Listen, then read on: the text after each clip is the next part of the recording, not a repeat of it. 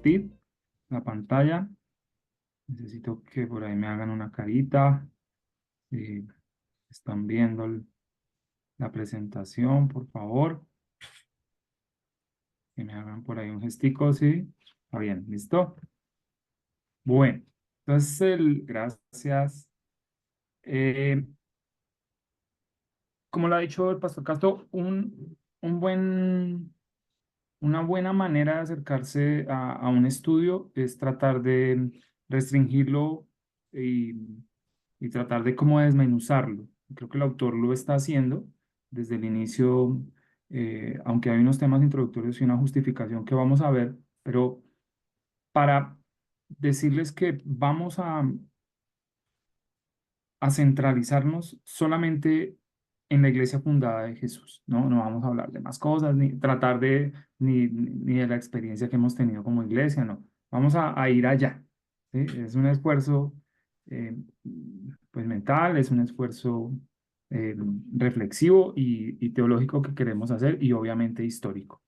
Entonces, en este esquema, la justificación la podemos decir desde la iglesia fundada de Jesucristo, fundada por Jesucristo. Según el autor, se enmarca dentro de una relación indisoluble con la cristología, ¿no?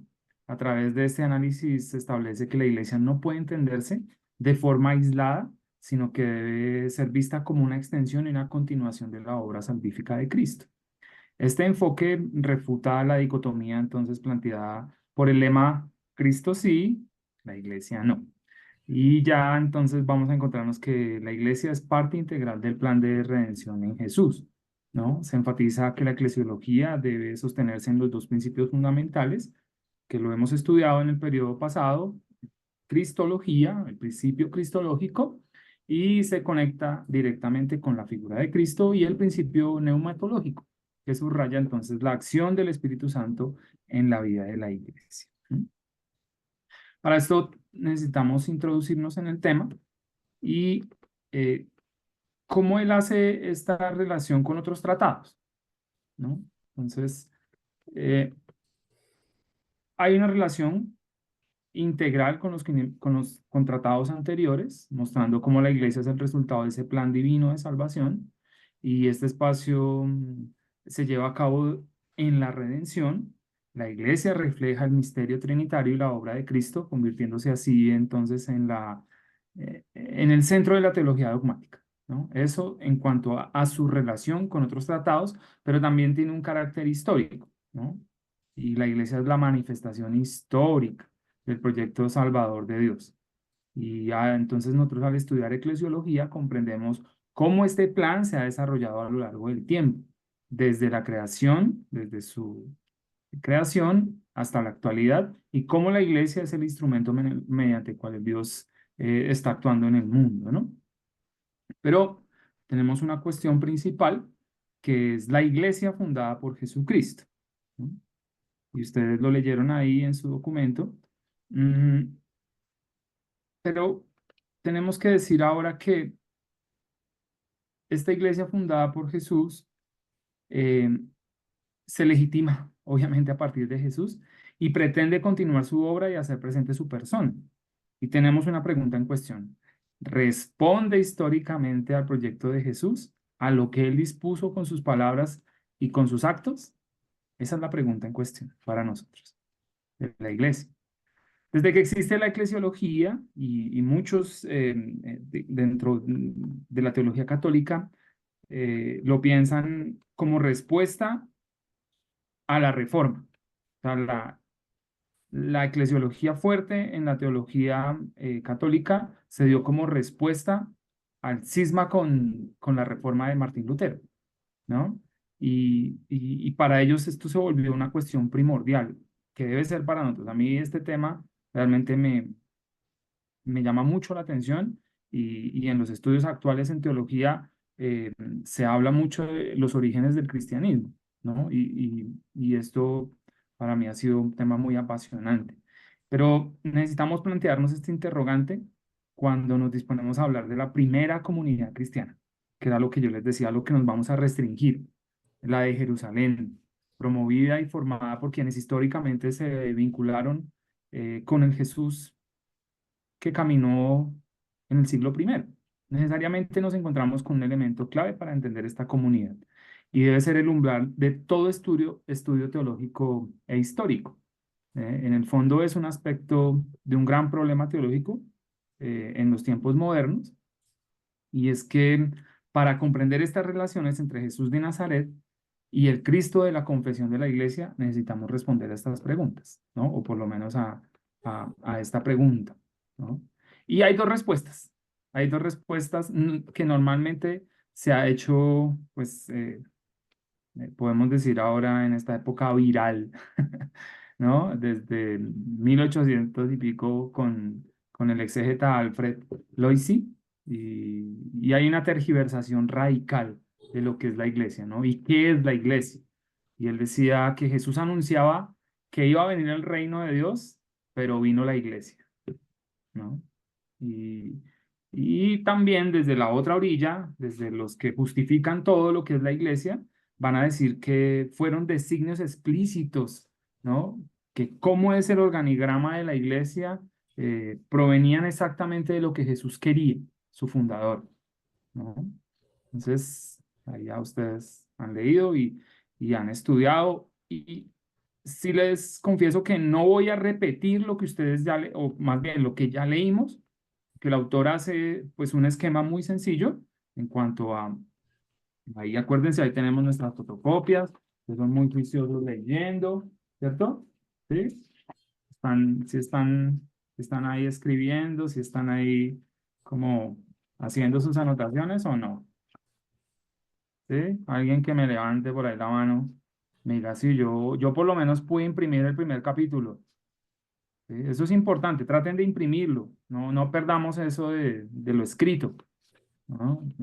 O por lo menos ahí en sus anotaciones. Pero el esquema es la introducción, la iglesia fundada por Jesucristo, y lo que vamos a ver nosotros son dos cositas: la iglesia en la predicación de Jesús y el acto fundacional por la iglesia de Cristo. Él da unos argumentos que ustedes ya los leyeron, pero pues no voy a redundar en eso, sino vamos a ver cómo este hilo conductor en el proyecto de Jesús explica teológicamente el surgimiento de la iglesia. Entonces, la respuesta a esta cuestión oscilaba, ¿no? En estas dos cosas, ¿no? Por un lado, en esta frase de este exégeta, tergiversando lo que era la iglesia y obviamente con todos las personas que están en contra o dentro de la misma iglesia y afuera de la iglesia, pero también los que están adentro y defienden a rajatabla todo lo que la iglesia es, ¿no? Pero el reino de Dios en el proyecto de Jesús, en este hilo conductor, necesitamos explicarlo, ¿no? Y, y, y cómo se dio en ese itinerario vital de Jesús, ¿no? Jesús anuncia una nueva cercanía con el reino del Padre, eh, y en este presente y su manifestación definitiva en un futuro próximo, e insta a la aceptación de la soberanía en la vida personal y en la colectiva. Entonces, cuando Jesús hablaba del reino de Dios, estaba hablando de la voluntad o proyecto de Dios en la historia y en la existencia humana. Este aspecto, pues, es fundamental en la predicación de Jesús, como ustedes lo han podido estudiar y obviamente lo han leído en sus Biblias. Pues bien, esto es lo que pretende Jesús: convocar a Israel para que acepte el reino de Dios y se prepare para su manifestación plena. Jesús entonces lo que quiere es intentar promover la reunión definitiva. Es lo que se habla también en teología, es la congregación escatológica de Israel en vista del reino de Dios, ¿no? Por eso limitó su ministerio al pueblo de Israel y no pretendió formar una institución religiosa aparte de él, ¿no? Tampoco fue su intención formar un grupo de elegidos selectos que se preparasen y más bien que se separaran del resto del pueblo y fueran los apartados únicos del pueblo de Israel, ¿no? Esto lo hacían, por ejemplo, ustedes lo van a verificar con los estudios de los esenios del Qur'án, ¿no? En donde consideraban que los hijos de la luz eran separados porque los demás tenían, estaban pues corrompidos, y ellos hacen una comunidad en el desierto, y a los que no están con ellos son los hijos de las tinieblas. Por el contrario, pues ustedes saben, la predicación de Jesús se dirige a todos sin discriminación y se acerca con un afán singular hacia los pecadores. En ese anuncio del reino de Dios, pues acepta a sus seguidores, ¿no? Y dentro de ese seguimiento hay algo particular que lo enfatiza el autor, y es que no fue, y también Jesús lo dice obviamente, no fue que ustedes me eligieron a mí, sino yo los elegí a ustedes. Entonces, la elección de Jesús de un grupo de 12 entre sus discípulos enmarca pues lo que va a ser la iglesia, ¿no? En esos primeros eh, pasos, podemos decirlo así. Entonces, hay que situar la elección de Jesús en un grupo de los 12 y es una de las acciones simbólicas más importantes. Esta constitución de los 12 con relación al pasado, ustedes lo saben, a los 12 patriarcas del pueblo.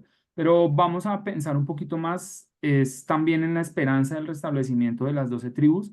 Eran una forma muy común en esta esperanza escatológica para el restablecimiento de Israel, ¿no? Y estas acciones simbólicas son importantes para Jesús, que expresa la voluntad de dirigirse a todo Israel y de promover esa relación y esa renovación escatológica con el pueblo de Israel. Jesús se identifica con el pueblo, ¿m? En el anuncio del reino, ¿no?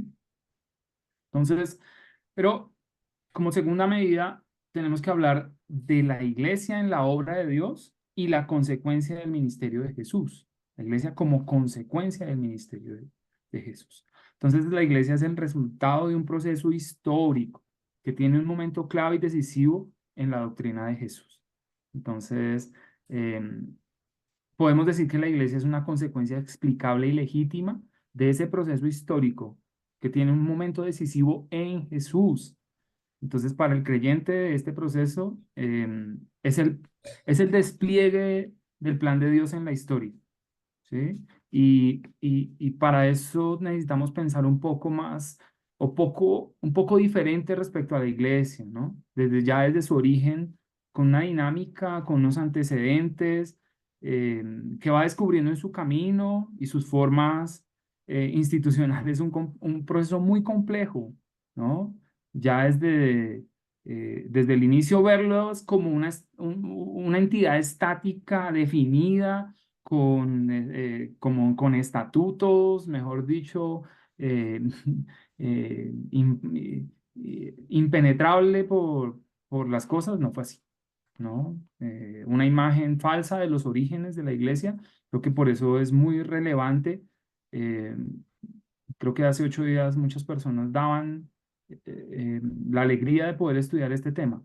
Y es que si tenemos una imagen falsa de los orígenes de la iglesia, podemos fomentar en el presente una distorsión de lo que es la iglesia. Entonces, a veces un autor dice que amar lo eterno a veces equivale a intentar perpetuar lo temporal. Y lo que es la iglesia ahora, con todos sus excesos, y no voy a entrar en detalles, eh, seguramente no fue lo que Jesús quiso. ¿Mm? En la complejidad de lo que estamos hablando, ¿no? Pero para eso les voy a decir entonces que el origen de la iglesia eh, se caracteriza históricamente por ser un proceso y no responde a un mero decreto institucional, ¿no? Que hay gente que se quedó con que, y por eso no vuelvo otra vez al autor, que ustedes ya lo leyeron, ¿no? Entonces, en Pedro ya se instituyó la iglesia y Pedro es la cabeza y está en Roma, y bueno, entonces, con respeto también a las personas de la tradición católica, pero eso es obviar históricamente todo el proceso tan complejo, ¿no? Entonces, tal como se nos ha presentado, se debe caracterizar históricamente por este proceso, ¿no? Y teológicamente también se caracteriza por situar a la iglesia en el plan de Dios, ¿no? Y debe tenerse también presente que su surgimiento tiene una relación inmediata con la predicación y la obra de Jesús, ¿no? Y el autor toca ahí el tema de los evangelios, que nosotros también necesitamos tenerlos en cuenta, ¿no? Sin duda, las palabras de Jesús, eh, pues, son fundamentales, y ustedes lo leyeron en Mateo 16 18. han tenido una enorme influencia, ¿no? En lo que se haya pensado de la institucionalidad puntual y explícita de lo que fue la iglesia por parte de Jesús. Sino, sin embargo, lo que hoy podemos comprender y muy generalizado en los exégetas y en las personas que estudian los textos es que estas declaraciones son post-pascuales y no tenemos que leerlas como una información histórica, sino una confesión de la iglesia y su relación con Jesús. Es más, si ustedes leen el texto, Jesús habla sobre el futuro, ¿no? Jesús dice, edificaré mi iglesia. Entonces, afirmando el carácter de ese proceso, Jesús va mirando al futuro, ¿no? Y la diferencia, pues ahí ustedes la ven en Lucas, cómo se da la iglesia, es la obra de Dios, y en Mateo se atribuye al Cristo resucitado, ¿no? Entonces, en Mateo es un Mateo mucho más cercano, Jesús va a estar todos los días hasta el fin del mundo, y en Lucas, pues se va a dar una ausencia más sensible de lo que no está Jesús en medio de sus discípulos, ¿no? Pero pues esa continuidad histórica se despliega en este proceso, ¿no? También eh, avancemos un poco pensando en lo que significa esa, em, espera, esta eclesiología implícita, ¿no?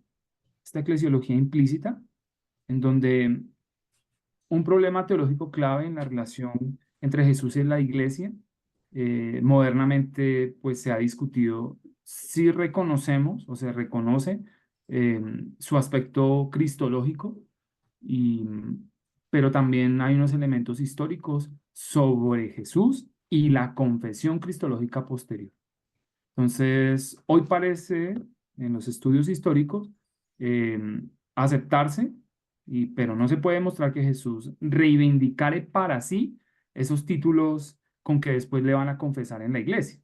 Pero sí se puede mostrar una serie de características en Jesús que después, tras la experiencia de la resurrección, van a explicar el seguimiento histórico de la cristología. Es decir, es consecuencia no, no es el origen, ¿sí? Y eso es importante, eso tiene unas implicaciones. Entonces, esto quiere decir que cuando se afirma que eh, la cristología en la eclesiología es implícita, no explícita, como se nos ha dicho. Y Y entonces el historiador necesita entender eso, ¿no? Reunió Jesús a sus discípulos, eligió de entre ellos 12, los envió a predicar, entendió su vida y su muerte como un servicio para reunir al pueblo, que aceptara el reino de Dios, y todo eso esto no es más bien una teología explícita, una eclesiología explícita, es más bien implícita, ¿no?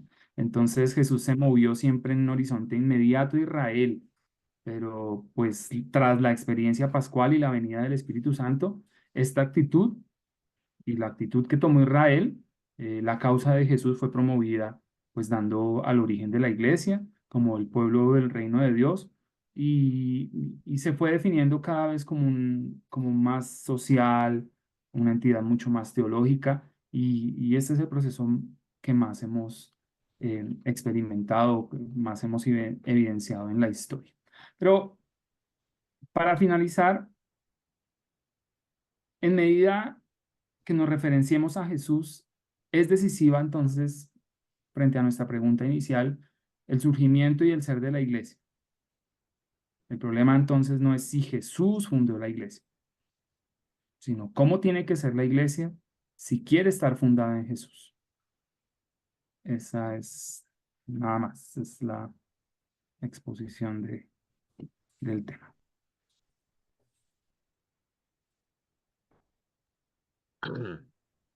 Bueno, José, muchísimas gracias por la exposición tan diáfana.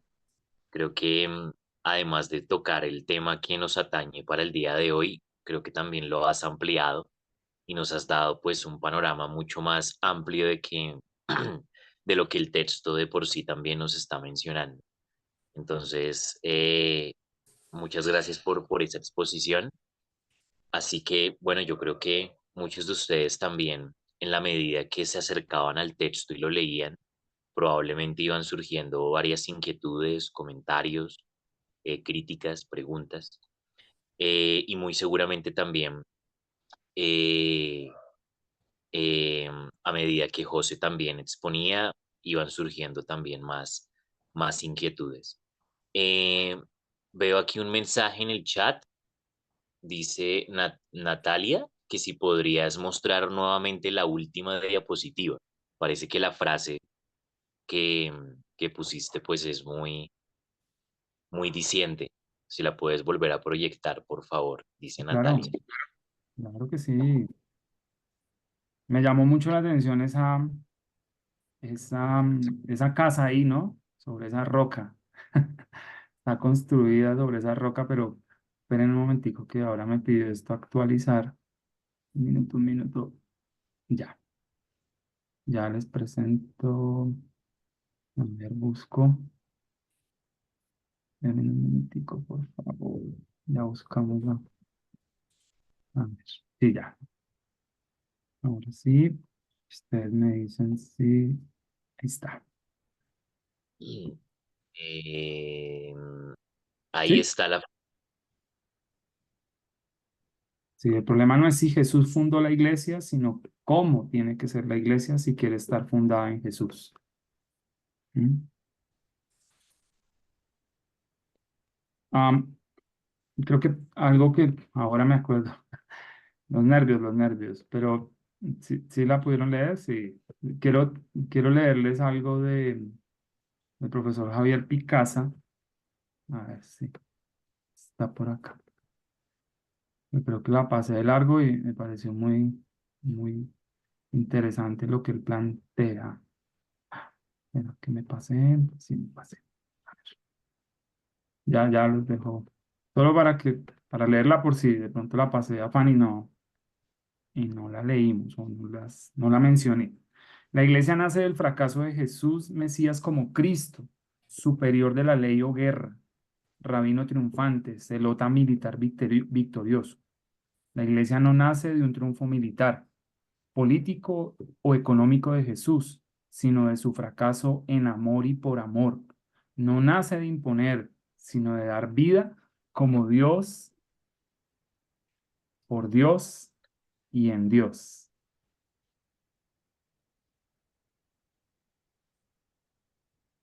Eso era, quería enfatizarles ahí esa frasecita. Ok. Wow, esa reflexión de Picasa eh, tiene algo, tiene un tinte muy paradójico, ¿no? Mm, Y también mm.